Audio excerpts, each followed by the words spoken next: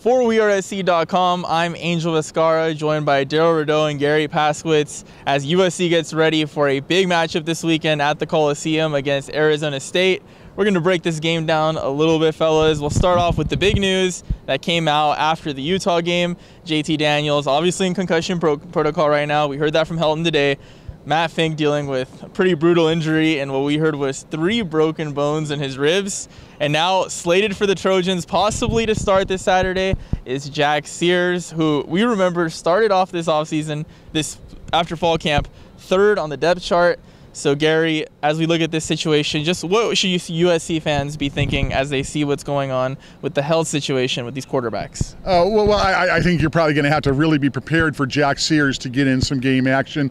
And I think there are a lot of people saying, hey, anxious to see what Jack can do once he gets out there. And Darrell will break that down in a minute. But I think right now what we're seeing with JT Daniels, he has passed the couple days of concussion protocol that he has. But Clay Helton's basically being clear about saying we don't know how long it might take, how many days it might be, and so we are just progressing and seeing what happens with the testing but we don't know. He did not practice today on Tuesday. JT did not, and so preparing full speed ahead as if Jack Sears will be the starter on Saturday. All right, Darrell, and Jack Sears, what do you think when you see him? Well, what I think about Jack Sears is someone who probably has been preparing as a backup to a backup, and all of a sudden is being, called upon to lead this program.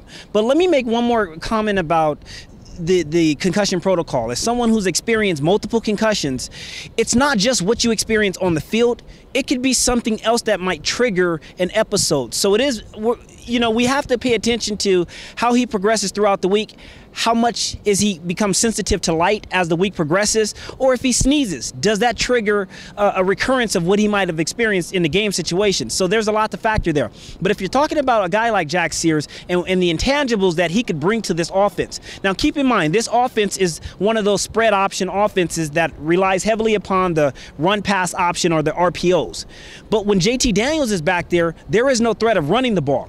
Much like we saw with Matt Fink, expect to see a dose of Jack Sears running the ball. And that little element can actually be a benefit to this running game because of the fact that the defensive line now has to account for the threat of a running quarterback. It could allow for larger running lanes for both Sears himself running the ball or the running backs that will be carrying the load. But more importantly, let's see if this offense can get Jack Sears into some rhythm and timing throws and not sit back there as a sit and duck and target. All right, sticking with the health situation, Garry, linebackers, what's going on there?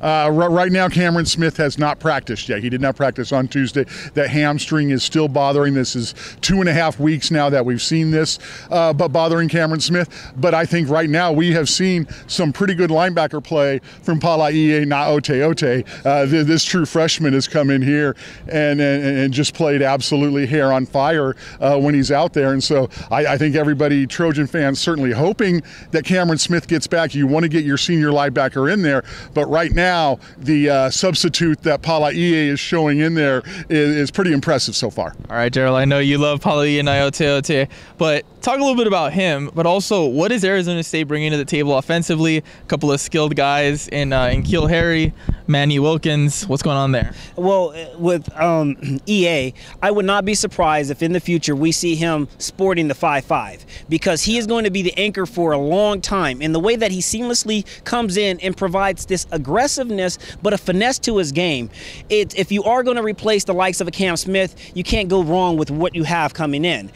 On the other side, the defense has their hands filled. Yeah. Wilkins is no joke. He understands he has a strong command of what he wants to do on the offensive side, and much of what we saw against Utah with Huntley, expect Wilkins to do much of the same. Test the corner and the edge rushers, and if he can get outside the pocket, he will to extend drives. But he has a golden retriever in N'Keal Harry, who is a dog. Yeah. If you talk about the big receivers that has been giving USC's fits over the course of this season, expect much of the same. He has a quartet and a trio and a quartet of receivers that will go out and get the ball for him. So the secondary will be tested. Let's see if they can play a clean game inside of the Coliseum. All right, Garry, let's wrap this thing up succinctly. 4-3 right now for USC overall, 3-2 in conference play. Just what are your thoughts on how important this ball game is? And you've got an ASU team coming to town that always has a bunch of Southern California kids who want to come back into the Coliseum and represent well. So this is as one of the gut check games for the USC Trojans as you're going to have in a long time. To find themselves at 4-3 right now, that's not a place where USC traditionally finds themselves at this point in the season. And whether or not there are paths left to the Pac-12 title game, of course there are.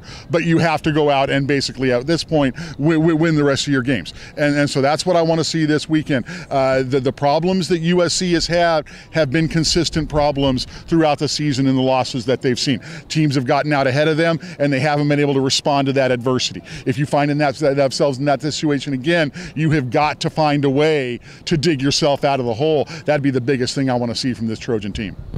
You know, I have young kids, and they watch this show called The Lion King. And there's this zebra on The Lion King. Whenever crisis hits, he says, panic and run, panic and run. And whenever USC finds themselves in adversity, they tend to panic and run. Well, let's not forget who you are and why you were recruited to this school.